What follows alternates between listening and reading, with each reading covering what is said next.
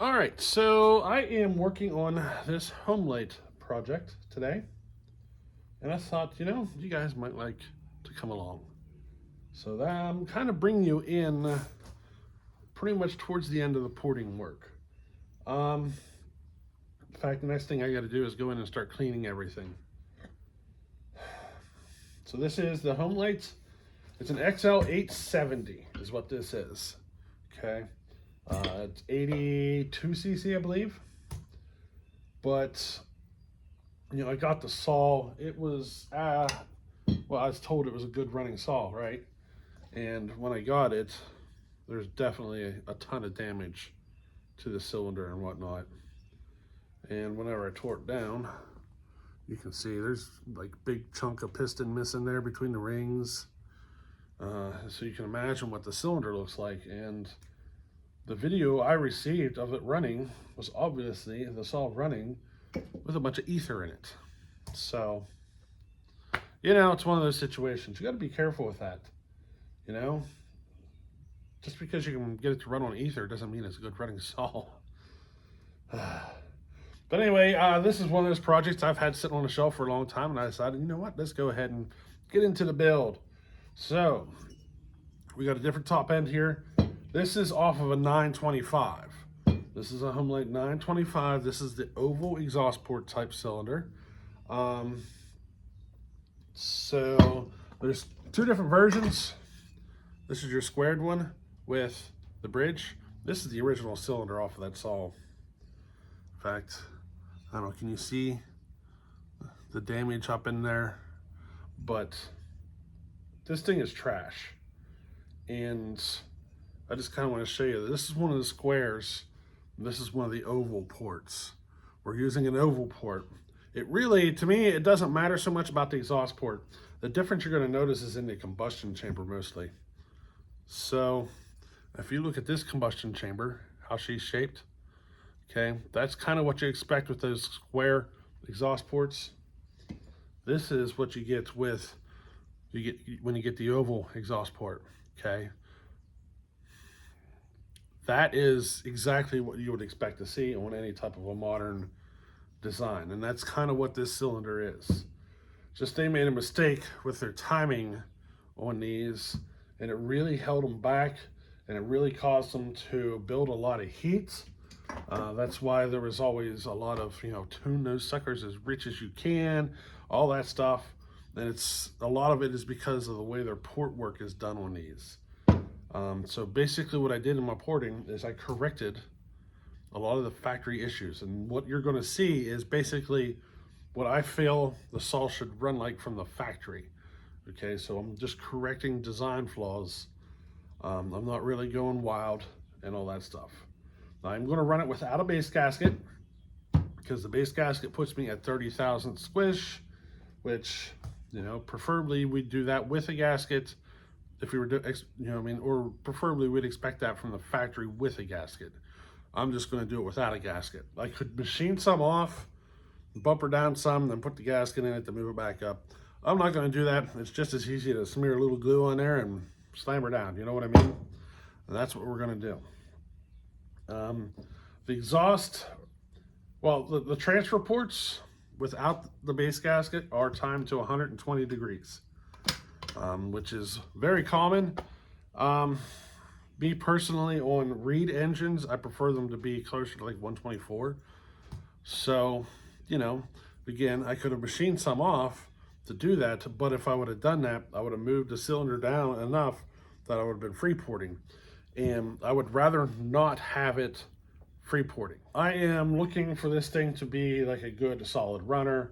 I don't want to have any tunability issues and stuff like that, which you would typically have to deal with if you did some or build something with free porting, especially at idle.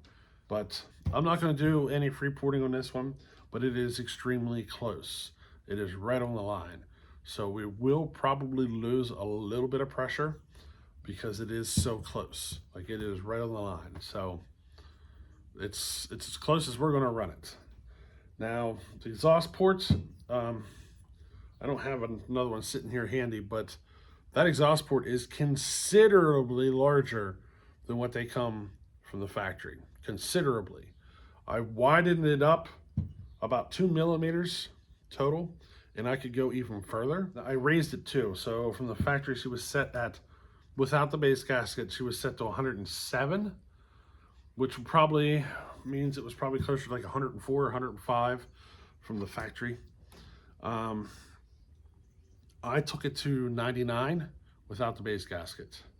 I was thinking I was going to take it to 98, but once I double checked it and I was sitting at 99, I was like, you know what, I'm just going to leave it there. I'm not going to go ahead and take that 1 extra degree. You know what I mean? I'm not too worried about that. It's at 99. We'll just leave it at that. So, I find the Reed engines prefer a lot of blowdown. So, you know, I really didn't raise anything on the transfers, but I did raise the boost ports. So the boost ports on these are timed from the factory to open after your main transfers. That is something that is common with vintage stuff. A lot of the old way of thinking is to run your boost ports after your transfers. And it kind of depends on where your transfers are timed too. So if you got like your transfers timed like 118, it's typically better to run your boost ports after those. But if your transfers are sitting like 126, you could open your boost ports a little earlier.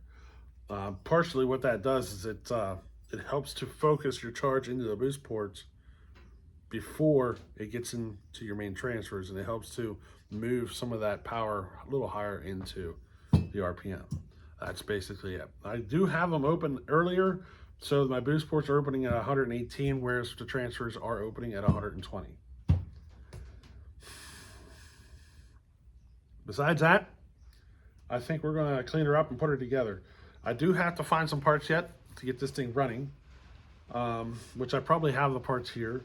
I mean, the carburetor, I'm not gonna be swapping the carburetor out. It'll be easier just to use this one. I mean, it's got like special, this is the choke linkage. You know what I mean? It'll be easier to rebuild this one, which it may not need rebuilt. This thing looks like new. You know what I mean? It is missing the high and low jets, but I have, you know, other carbs laying around I can steal them from. So we may just go with this guy right here. I'm looking for a tiny screwdriver or something that I can poke in there. I'm wondering if this diaphragm is stiff. It is not. I'll pull it apart and look at it, but I got a feeling we're going to be able to take this governor off, block it, and run it. I think the previous owner rebuilt this carburetor already to help try to get it running again. That's what I think. It just looks like it, you know what I mean? It's so clean and all that. And, you know, this is an HS67A. And if you ever get into one of the HS26s, the 26 is my favorite. It came on the older Homelites, the before the governor circuits, and those are my favorites. Those would have came on like your XL-700 and some of the earlier, like larger displacement Homelite saws. But I think that's where we're at. I'm going to go ahead and clean her up, and I'll be bringing you back in here to show you after she's cleaned up, and we're going to work on the assembly. I'm going to kind of try to put this all in one video. I don't know how far we're going to get because I'm still missing some parts, and I don't know if I'm going to be able to find them on my shelves. So we'll see how we do. Alrighty, so let's get this Homelite built. I've been digging through my parts and trying to find enough parts to put that saw together. I think I figured it out, but I figured I'd kind of show you the differences of some stuff here. Like these are 925. You can see the difference in the ignition system. There's Whiteco ignition systems and there's Prestolite. So it's common to see 3 different ones. This is a Phelon though. This is 925. It's a little newer style. You can kind of see how it evolved. Instead of points, they got this thing here in the center. You know what I mean? These, if you got one of these good and functioning, I could, you know what I mean? Like if it, I got 3 of these chassis here, these 3 925 chassis. As long as one of these ignition systems works, I have enough parts that I can build a 925. Just sitting, I mean, most of what I would need is sitting here. Like over here, I got some cylinders, you know, flywheel, but the points we have are Wyco, and you want to avoid mixing brands. So here's a set of points. These are an older style. You know, these are, I think these are Wyco. It'll be on the back here.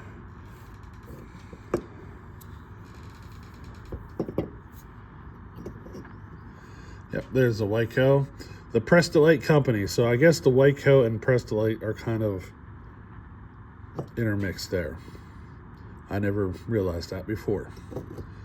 But it's mostly the Wyco stuff and the Felon stuff. You got to keep them together, brand-wise. What else did I find? Found this muffler. This is a 925 style muffler. These mufflers are probably the better sounding and easier to modify for these style saws. So I'm going to keep this to the side. We might use it, but probably not. I also found two top ends. Both of them are still good. This one has the square ports. This is a 925 oval port style, and we got a piston. It's got a one of the new aftermarket pistons with it. So, you know, we got found two cylinders. Also found a 372. This is a an OEM 372 cylinder. It's got some aluminum transfer in it, but it would clean up. That's a nice little score. I just found that. I'm going to hang on to that. But I also found these two carcasses. So we need ignition parts is what we need. You know what I mean? That's one of the big things we need. So I was looking at this, and I don't need the points so much. It's that round plate that's behind it that I need. And I got one here. So this is, I believe this is an XL-800. We're working on an 870. I'm pretty sure they will interchange. Okay. So I found that piece there. I don't need this point setup. But if the one we put on doesn't work, we might, you know, look at exploring this one. You know what I mean? It's got one of the old school chips on it.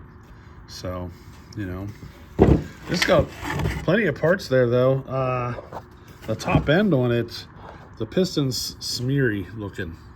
But I bet you it would still be good. So, you know what I mean? Clutch, got a working clutch there. Carburetor. I need some jets out of one of these carburetors. So, you know, we're going to need that. I might need this choke linkage too. But I think what we're going to go with is this one. This is also an XL-800, but I got flywheel points, everything right here that I need. So I think this is the one we're going to take. You know what I mean? We'll have two sets of points to play with to get a good working set, which it's usually not very hard to get them working again. But I won't use this little dust cover, but the rest of it, I mean, this is a Wyco ignition system. It should go right on the saw. And you'll see later here, that little round plate I'm talking about that I need. But there we go. Found an XL-800 donor. And I think this one has a good top end too. But this could actually be brought back to life if you think about it. It needs a starter, which I got, you know, here's a starter, you know, clutch cover, sure. I got a clutch cover right there. Then from there, I need a carburetor and a clutch and spark plug and stuff, you know, and this saw would run. You know, it wouldn't take much to get this thing going, but I needed to use it as my donor. So that's what we're gonna do. We're gonna steal all this off because I need the flywheel too. So we're gonna do what we gotta do. The one part I do need and I haven't been able to find, this is the only air filter I can find. So we're gonna hang on to this, but I'm probably gonna end up a brand new one. Probably gonna end up ordering a new one. This is the only air filter I can locate. I thought I had a couple of newer ones laying around. I haven't found them yet, but I'm gonna look. So I'm going to throw all these parts back on the shelf, and we're just going to keep this guy out. I gave her a quick cleaning. I didn't get real super particular with it, but you know, during the process though, I was playing with it, and it looks like I'm going to have to replace the crank bearing, the big one.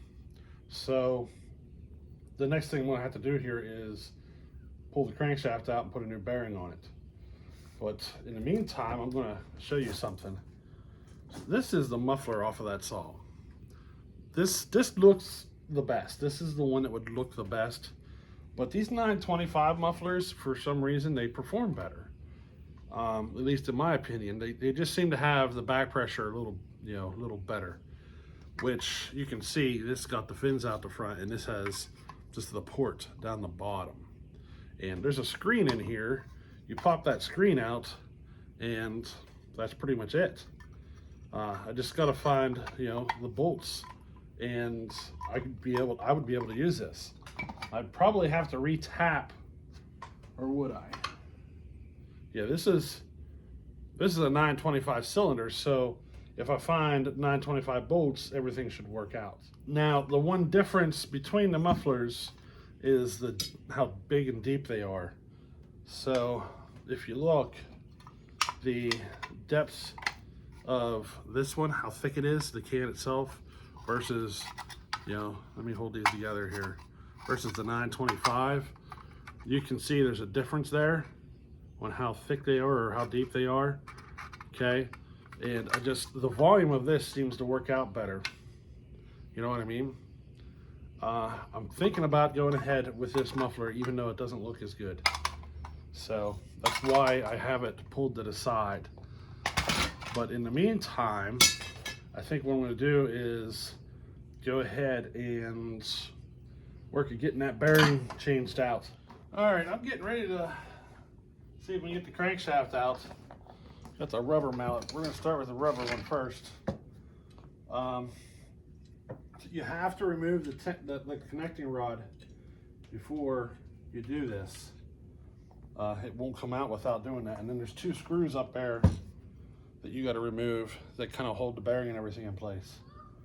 So that's all out. It's just a matter of getting the crankshaft out from this point. I'm going to whack it a few times. If that don't work, I'm going to put some heat on it. So let's see what happens here. Oh, it's coming. There we go. You can hear it? That's why I'm changing it. It's not really rough, it's noisy. So I figured I'll just go ahead and change it, you know what I mean? Now probably the hardest part is there's a snap ring or whatever in here, and they're in there really good. I always have trouble. And those of you guys that have been watching my channel for years, you'll remember that whenever I was working on that, and I had it slip, and I shoved the screwdriver right here, clean through my finger. I did that on video a while back. There's a video out there, it exists, of me doing that. So I'm gonna get this off, and I'll show you how I pop the bearing. This can take a couple of minutes, so I'm gonna pause you here.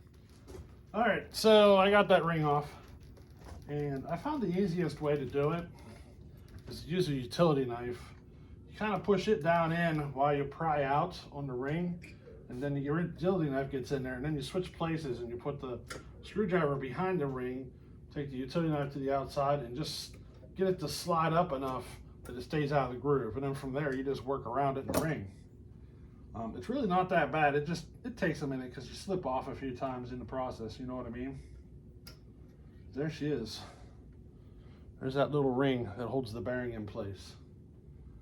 Now I have this baggie here. This has all my connecting rod bearings. You see the bearings are in there. All them parts are in there. And I'm just adding that little ring there to it. So now we're ready to pull the bearing. You ready to see this? This is actually quite easy. We open the vise up enough where the crankshaft kind of slides in, and the vise is just holding onto the bearing. That's it. That's how I do her. And from there, There, we just give it some bumps. Whoop. Sometimes you gotta apply heat. Yep, she's coming.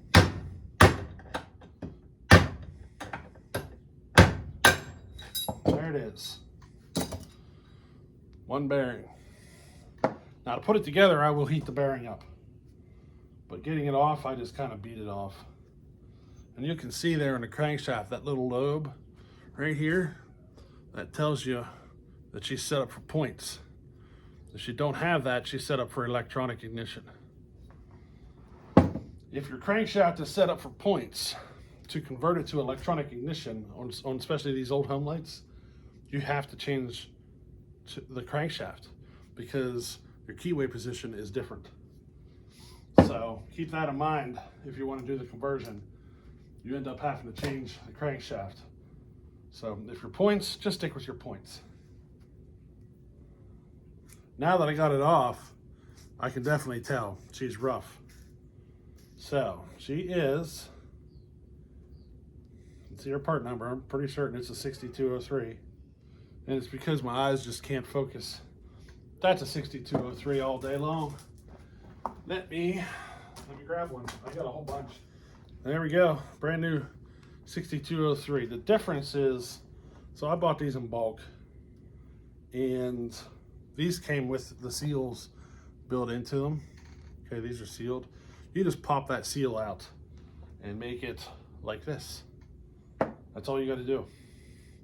And I've actually found that like some saws have that as your crankcase seal. That is your crankcase seal, you know what I mean? There are some like that. So if you're going to keep a bulk of them, it doesn't hurt to do that. Now the one issue I will run into is that there's a groove there. That's those screws I pulled out. They have like a washer that goes in that screw, into that groove. This bearing does not have it. So what I'll do is just on opposite ends, I'll cut a little groove in. That way I can put it together and it'll stay in. So that's what I got to do next now. Let's cut those two grooves, pop our seals, and we'll be ready to install it. So I got to do a little grinding here. All right, we're ready to start installing this this bearing. So you can see I just kind of cut a little groove in it. That's because there's like a screw that has a washer, and the washer just kind of sits in that groove a tiny bit. Helps to hold it all in place. It goes with the groove facing the inside. So what we got to do now is we're going to heat this bearing up. You see how she just kind of sits on there? We're going to heat this bearing up and get it to where it just falls on. Now to do that, we're going to use a heat gun. Not very difficult of a task. So we don't want to heat the crankshaft, we want to heat the bearing. Now I got those seals in there. This is going to probably cause these seals to want to melt, and since we don't need them, let's just go ahead and get them out of there. There. Pop the seals. So she looks like a normal one. Without the seals, your fuel, because it has oil in it, that'll be able to get in there and lubricate it. Some saws have the seal just on one side. That way the fuel can get in, you know what I mean? We could experiment with that sometime and leave one of the seals in and see if we could get away with just not putting any normal crankshaft seal in. But the crankshaft seal also keeps letting dirt in.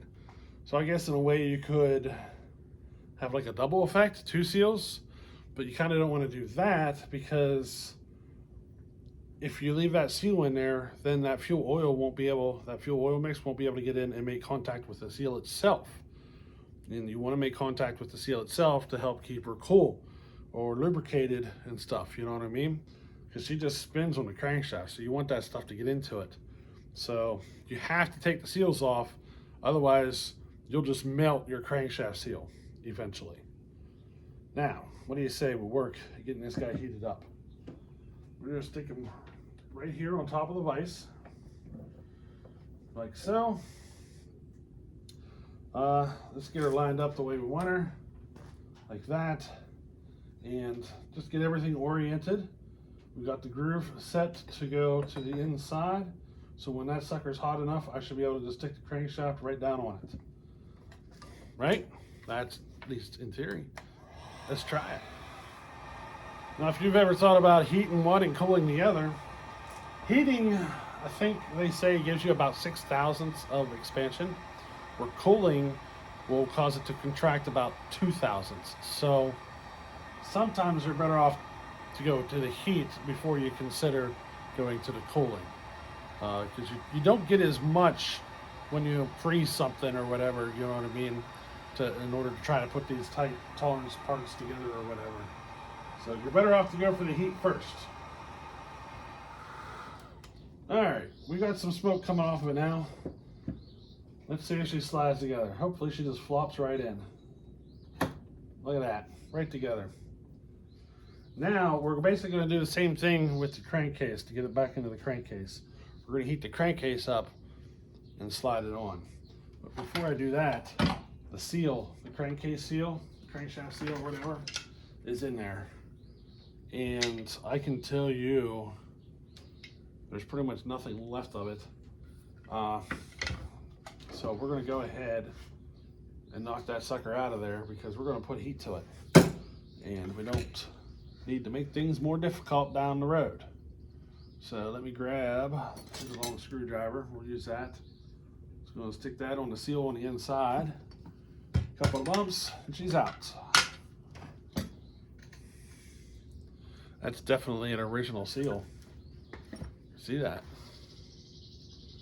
We got replacements sitting here though. I've had, I don't know, I keep pretty good stockpile of seals, especially for these old Homelites.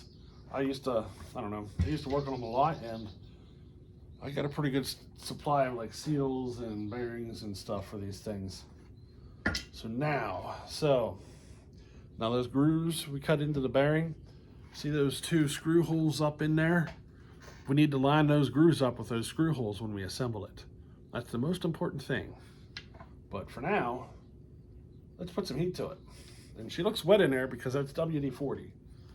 I was feeling that bearing and squirting with WD-40 because I didn't like the way it felt. So let's put some heat to it. And this is going to take a little bit longer here. I'm probably going to have the heat on this for a good 5-10 minutes until she's hot enough. So I'll bring you back. I almost forgot that I got to put that ring in on this bearing. Let me just give her a couple of bumps here to make sure she's seated. Yeah, she should have been seated. Let me grab that bag, pull that ring out. We got to get that ring back on there. We don't need this thing falling apart on us. Now, we are ready. Boy, that sounds so much better. Look at this. Listen. Sounds so much better now, doesn't it? Now we got a good bearing. Now, let's go ahead and heat this guy up and get her assembled.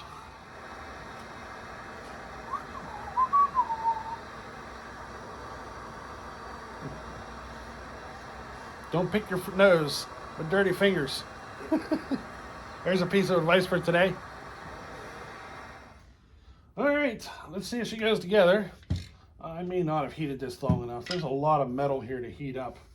You know what I mean? Now remember what I said about making sure your screws are lined up with the grooves that you just cut in?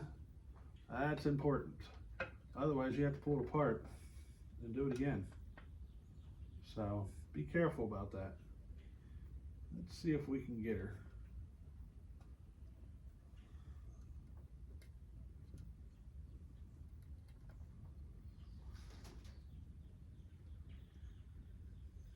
How are we lining up there with our grooves? I think that'll work. I'm gonna have to beat this a little bit. There we go. It didn't take much. I had it warm enough to go together, but not, you know what I mean? I didn't have to beat the snot out of it. Now she's got slop in it that I first put it together. I'm gonna let it cool down a minute and see what happens.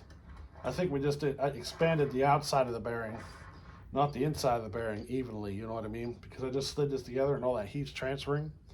I'm curious to see if this tightens up. because that bearing's got a bit of slop in it right now. So whenever, you know, I was heating the case, and whenever I sit the bearing in there, the outside, the race of it, so the heat would transfer to that, causing it to expand. And since the inside of it is cooler, I'm hoping that it's just that's what's causing the slop. So right now I'm just kind of waiting for everything to cool off and all the heat to equalize to see if this bearing tightens up. She's a little sloppy, a little sloppier than it needs to be. And I can already tell a difference. She seems to be tightening up some. I'm curious to know if she goes all the way though. All right, I think we're good there. So from this point, I got 2 screws to put in there to hold that bearing in place. And I can put my new seal back in, which the new seals are right here. SKF 6119. There's your part number for seals. It's an SKF seal, part number 6119. That's what I'm using. But I got to strip this stuff off of that other saw so I can start putting that stuff on too. So I think what I'm going to do here is just pop that seal on. I might put the oil pump back on and stuff, but I got to start stripping parts off of that other saw. So I think we're going to hang it up here for today. And yeah, she's tightened up already. The longer it sits here and cools, yep, all that slop is starting to go away. There's almost no slop in it right now. She feels nice. Yep. So yeah, she was just hot. But anyway, that's our next project, is to just get those screws in, and then I got to get those parts off of that other saw. So, well, I could remount the whole top end. I could get the whole top end on too. So, I mean, do you need me to show you how to put the top end together? You know what I mean? I think you can figure that out. But anyway, I think that's where we're going to end it for today. And I think I'm going to end up going out here in a little bit and cutting some more firewood. I got a lot of firewood to get done up. So, yeah, the Homelite project is, you know, one step further.